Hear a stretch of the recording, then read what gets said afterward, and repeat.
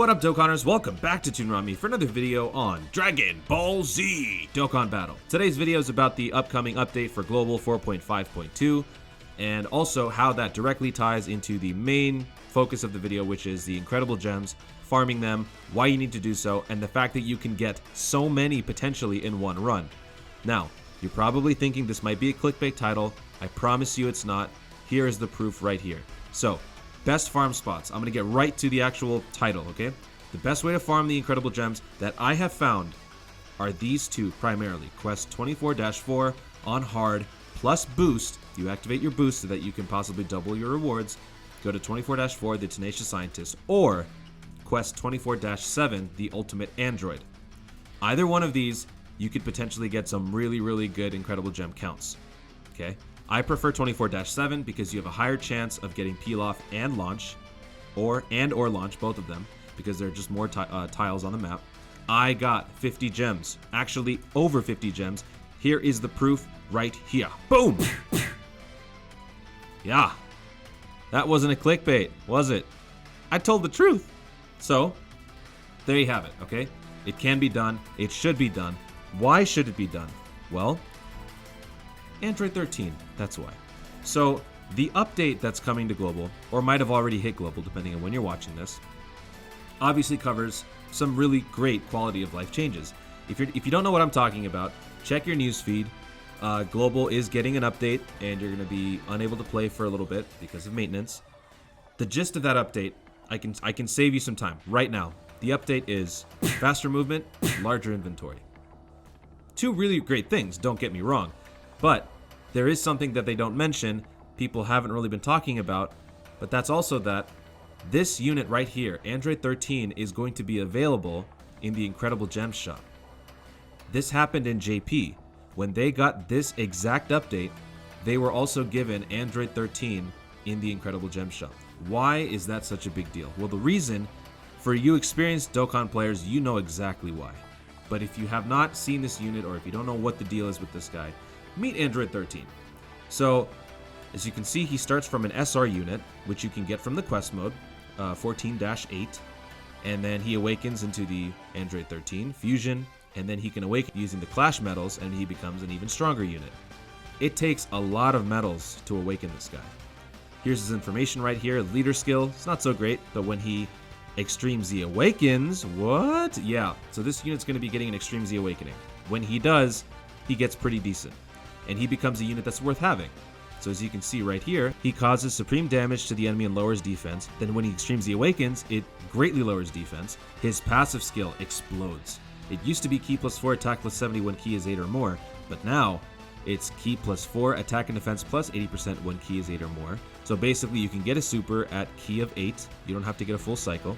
Attack and defense +30% if there are 3 or more Android category allies on the team. That's a huge improvement. His leader skill also gets a big boost. Everything. The unit just gets better, right? He gets better to the point where it's actually worth having. He's a free-to-play unit. It's worth having it. Now, why is he such a dreaded unit? The reason is because of the grind. In order to awaken just one copy of this guy, from SR to SSR, you need 20 medals of each of these. And it's not easy, because when you do these medal grinds, you're not guaranteed all of them.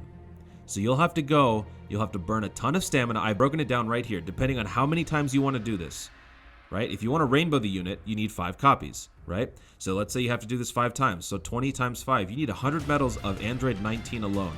You need 100 of Dr. Gero, 100 of this guy, 100 of this guy, 100 of Goku. You have to go to each of these levels to do it. I broke it down. You start with Android 19, go to 12-4. When you do that, you could possibly pick up a few Geros along the way. Once you finish the grind for 19, then you go down to 12-8. You can get the remainder of the Dr. Gero medals. Do this only after Android 19, because if you start with Gero, then you go to 19, you might end up getting more Geros on top of the fact, and that would be horrible. For something like this, you want to be smart with your grind. Then you go do your other, the Android 14, 15, and Goku medals. Look at how much stamina this takes. And you're not even guaranteed the medal. This is like the worst, most poorly designed grind ever, okay? So people actually did this. People actually used to do this.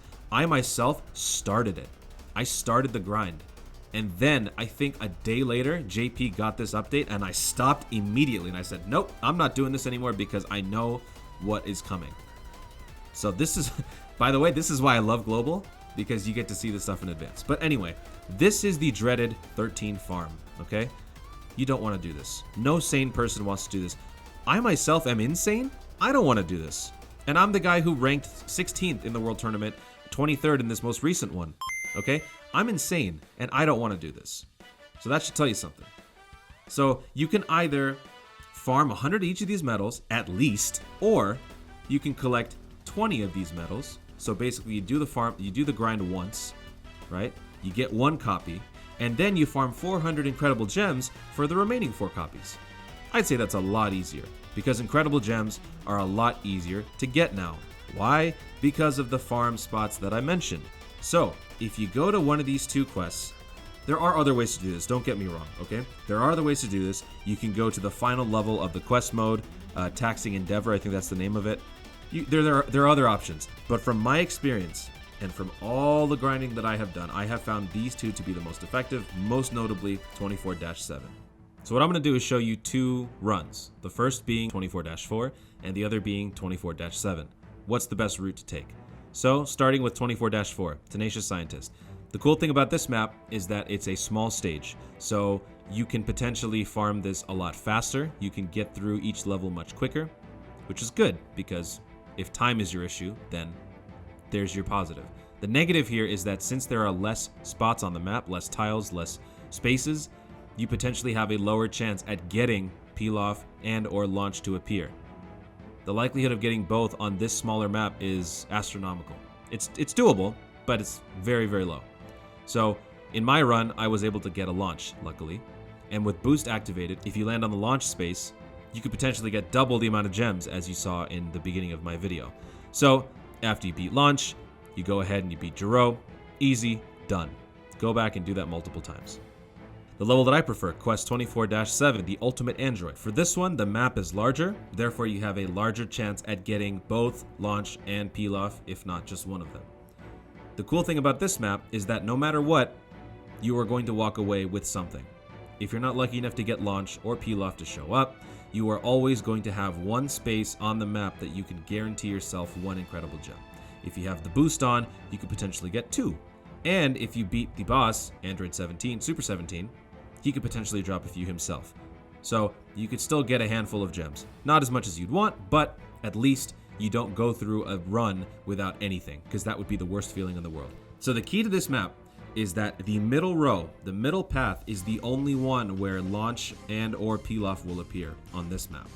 So if they appear, you obviously want to take the middle path. If they don't, you go right. Right is where you have the little rainbow spot to get your gem. In my case, I found a Peel Off, so I'm gonna go land on Peel Off, whoop his butt, and then go fight the boss, beat him. With boost on, you could double your rewards potentially. So these are the 2 maps that I use to farm the incredible gems. Another one, a third option you could potentially do, is the final quest stage of the entire quest mode.